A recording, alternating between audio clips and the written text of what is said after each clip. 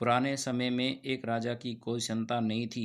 वह बूढ़ा हो गया तो इस बात की चिंता होने लगी कि मेरे बाद इस राज्य को कौन संभालेगा। राजा ने अपने गुरु से पूछा इस समस्या का हल। गुरु ने कहा कि राजन, अपनी प्रजा में से किसी योग्य व्यक्ति को उत्तराधिकारी बना देना चाहिए।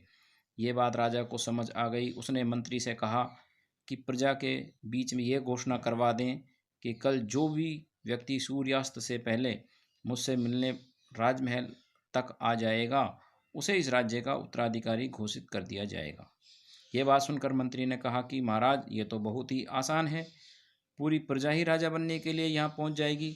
राजा ने कहा, ऐसा नहीं होगा, मुझ तक सिर्फ योग्य व्यक्ति ही पहुँचेगा। आप घोषणा करवा दीजिए। मंत्री ने राजा की आज्ञा का पालन किया और प्रजा तक संदेश पहुंचा दिया। अगले दिन बड़ी संख्या में लोग उत्तराधिकारी बनने के लिए राजमहल की ओर निकल पड़े।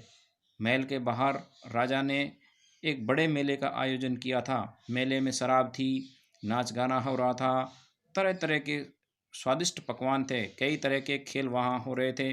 पूरी प्रजा उस मेले में ही उलझ गई। अपनी अपनी पसंद के हिसाब से लोग मज़ा लेने लगे।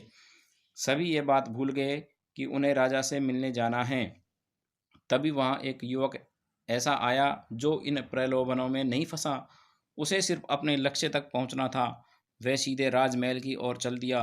मुख्य द्वार पर दो पहरेदार खड़े थे। उन्होंने युवक को रोका, लेकिन वह किसी तरह उनसे बचकर राजमहल में प्रवेश कर गया। अंदर पहुँचते ही उसे राजा, मंत्री और मिल गए। राजा ने उस युवक को राज्य का उत्तराधिकारी नियुक्त कर दिया। कथा की सीख। इस प्रेरक कहानी से ये सीख मिलती है कि हम अपने लक्ष्य तक पहुंचने के लिए रास्ते में नहीं रुकना चाहिए। सफलता मिलने तक हमें आगे बढ़ते रहना चाहिए। ये कहानी अगर आपको अच्छी लगी है तो इसको लाइक करें, शेयर करें और चैनल को सब्सक्राइब करें।